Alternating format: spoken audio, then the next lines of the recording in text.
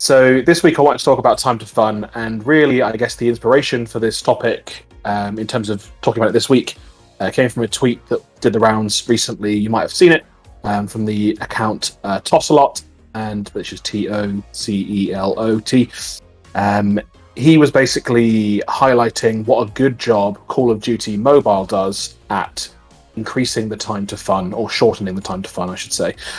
So that's what we're going to talk about. Talk about the concept of what time to fun is, what it means for you as a creator. If you're someone who makes software, whether it's games or otherwise, it'll be an important metric for you to consider in terms of retention. And we're going to talk about some ways that you can increase it as well. So to start with, I guess just the idea of what we're really talking about.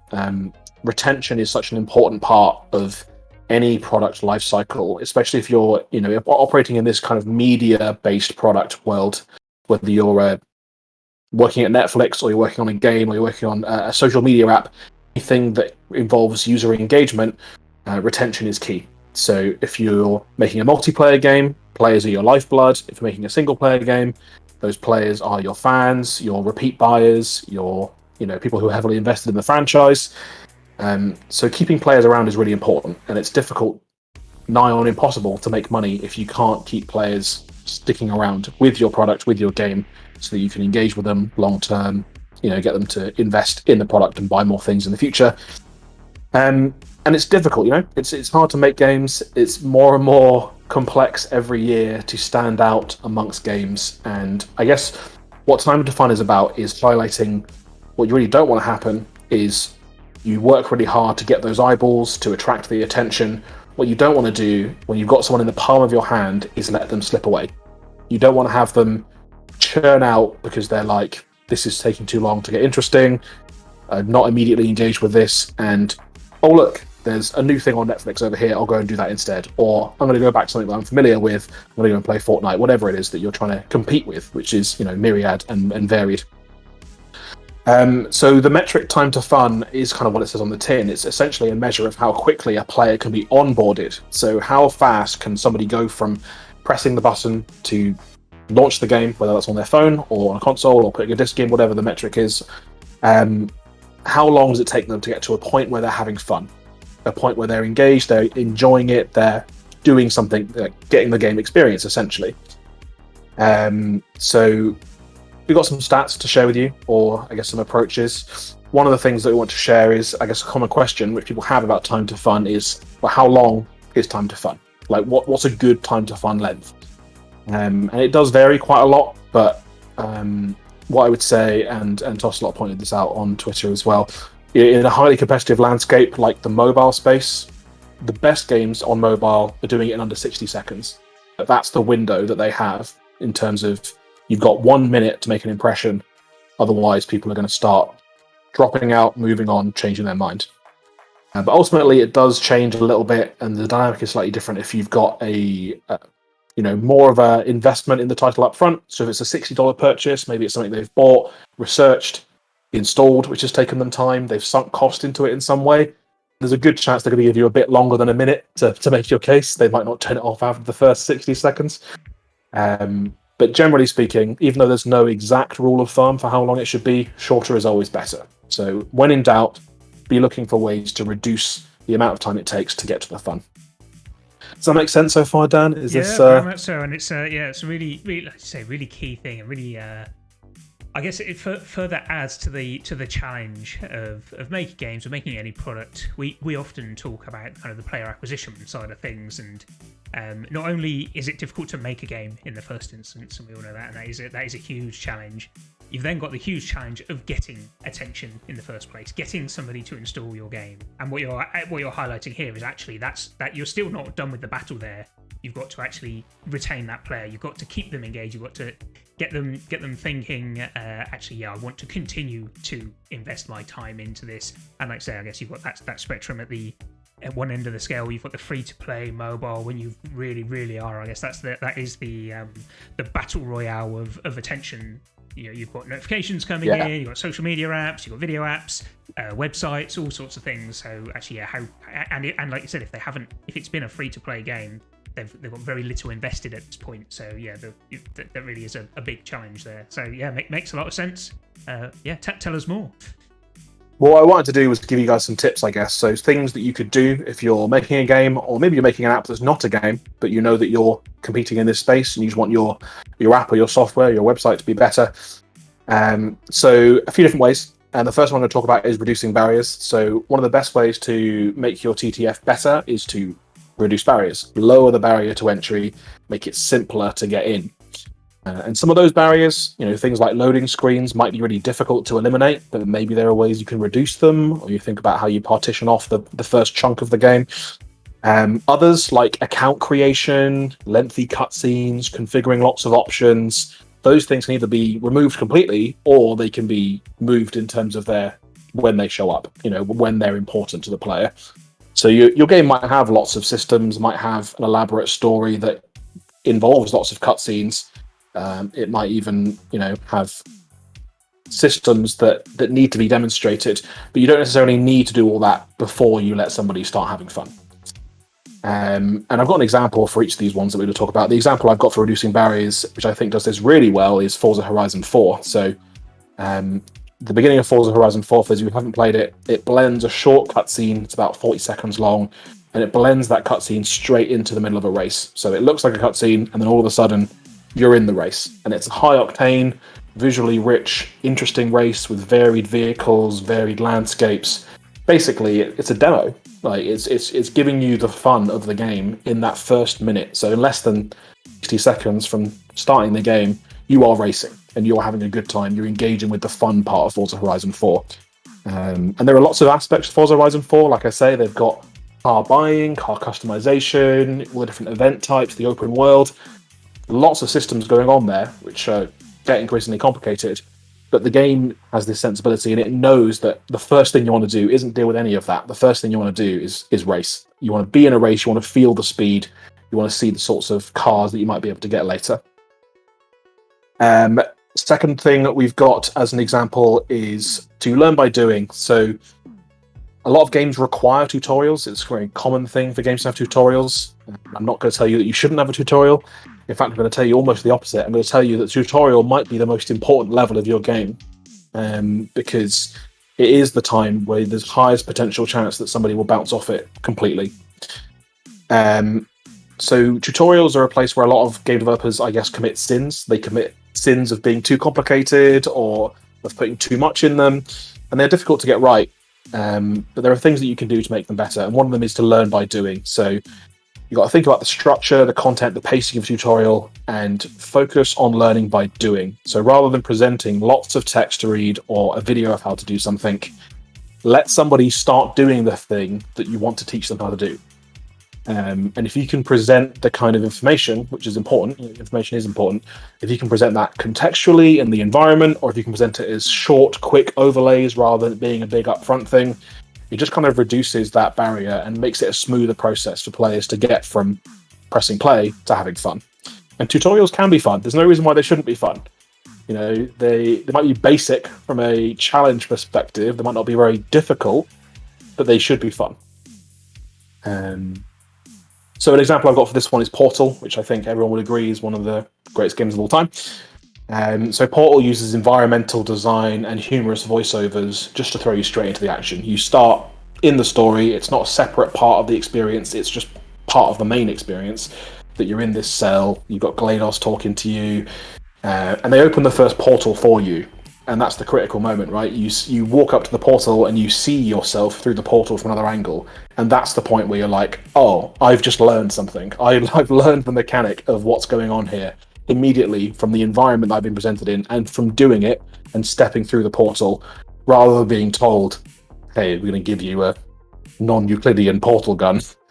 It's easier just to show someone what that looks like in gameplay terms. Next thing we've got is the hierarchy of complexity. So a lot of games have a lot of systems. We've mentioned a couple already that have elaborate systems, things that get more complicated over time. And the thing that you need to bear in mind, and this is really about pacing, I guess, is you want to start with the simpler stuff and gradually build up to the more complicated stuff. That sounds simple. You'd be surprised that some games do get it wrong. But starting with something that's simple but fun, and then moving on to something that's complex but fun. And the quintessential example of this kind of level design is Super Mario franchise. And they basically take this concept, not just from their tutorial, they apply that to the whole game. Every part of Super Mario, you're learning things. So every world that you encounter in Super Mario, you get a new ability, or introduced to a new suit, or a new block, or whatever it is, a new mechanic, essentially. And they first introduce it to you in a very low-stakes way. It's like, you're probably not going to die if you just start using it straight away when you first see it. Then they introduce you to how to use it by showing you how it might be used in some simple ways, and then some hard ways. So towards the end, you'll be challenged in ways that require you to be creative with the abilities they've given you, but you always feel like you're moving in the right direction, and it's a ramping up, rather than if they started you with all the abilities, they said, pick a suit, tackle this really difficult platforming section, you wouldn't be able to do it. But building up gradually, really helps to instill people in the experience, and also makes them feel confident they can move forward. Are you a Mario fan, Dan? I'm a huge Mario fan, yeah, and yeah, everything that you're saying is really makes a lot of sense, and I can imagine it's something that's so easy to overlook if you are making a game, because you perhaps that first 30 seconds, 60 seconds, it's probably not what you're thinking about in your grand ambitions for what your game is and could be and should be, and what the big payoff moments are, and that as a game designer is probably where you're putting most of your time and attention. But actually, yeah, if those first 60 seconds are maybe the most critical, or the first few minutes are the most critical part of your game, definitely is worth reflecting on, thinking about, testing, and yeah, what you were mentioning around kind of the scaling complexity. That is a big challenge, because you've got to cater for all capabilities of player. You want it to be approachable, but at the same time, an expert, RTS player, for example, might not need as intricate walkthrough as somebody who's completely new to the genre. Particularly if you've got a complicated game, you run the risk of oversimplifying or being overly complex for new players. So I definitely think it's an area worth a lot of time, thought, attention, testing, getting feedback from all different levels, because you as the creator are going to be the most expert in all of those systems, and you're perhaps not going to have the most objective opinion on that onboarding experience. Yeah, and I think that comes back to what I said earlier about, tutorials should be easy, they shouldn't be difficult, but they should be fun. So even if you've got somebody who's like, I know how these games work, I'm going to blow through this tutorial, they should enjoy it. They shouldn't feel like they should either have the ability to skip it, or they should be having a good time. One of the two, even if it's just a refresher for them for concepts that they've learned before. And we mentioned confidence as well, and I want to talk about confidence, which is where I'm going to bring in the Call of Duty Mobile stuff that I saw on Twitter, which I think is really interesting. If your tutorial ends and the player feels uneasy, they think, I'm not sure I can pull that off. That stuff I just did in the tutorial, I don't think I can do that in a real world scenario. It's too stressful for me to pull that off when I've actually got enemies in front of me, or I'm actually trying to accomplish a mission. Then the likelihood they're going to bounce is dramatically increased. So by the time someone finishes that beginning section, when they've started playing, you want them to feel confident. And it's not a surprise when you think about it, because other apps and games make these players feel amazing. So you have to make them feel amazing too. You have to make them feel really confident in themselves. And Call of Duty Mobile does a fantastic thing with this, which I think is great. Maybe some people have different opinions about this. I think it's fantastic. So as part of the kind of onboarding flow, which is very good across the board on Call of Duty Mobile, I recommend checking out that thread on Twitter. When you first start playing Call of Duty Mobile, they pit you against bots, but they give them the names of accounts from real humans. So you don't necessarily know they're bots. Like, you think you're being thrown into your first multiplayer match. And obviously, against the bots, you crush them. And what it does is, gradually over time, the more matches you play, it slowly ramps down the number of bots and ramps up the number of real people until you're playing against all humans. But by that point, you've won a few games and you're hooked. So even if you get smashed by people on the internet, you've had a taste of what winning feels like, and you have the confidence. I know what it feels like to win a game. I know what it feels like to beat people, even though you might not actually have beaten real people. And you'll never know, because the game obscures that. You don't know how quickly it's subbing in bots and how much it's giving you real humans. But yeah, I think that's a really fascinating way of doing it, and obviously it doesn't apply to every game. But the principle is, you want to take that spirit, the idea of what ways can we make the players feel accomplished, feel confident, lock in the things they've learned and feel like they could just bust those out at a moment's notice. That's what you want people to feel like. And that's the point where you got them hooked. Because if they're already having fun and they know how to play the game, then you're onto a winner. I think that's really good. Like for multiplayer specifically, applying these principles, like we've all been there. We've all checked out the latest exciting game, and you play one round and you're like, no, I think I'm done with that because all I did was spawn and die and spawn and die and spawn and die. And maybe if there is a gentler experience that can give you like say that confidence or that kind of dopamine of doing something good, definitely is. I'm up for being gifted some wins from some bots, or as Pete implying that Ben wouldn't actually be able to beat the bots. I mean, maybe not. He did put up a good fight.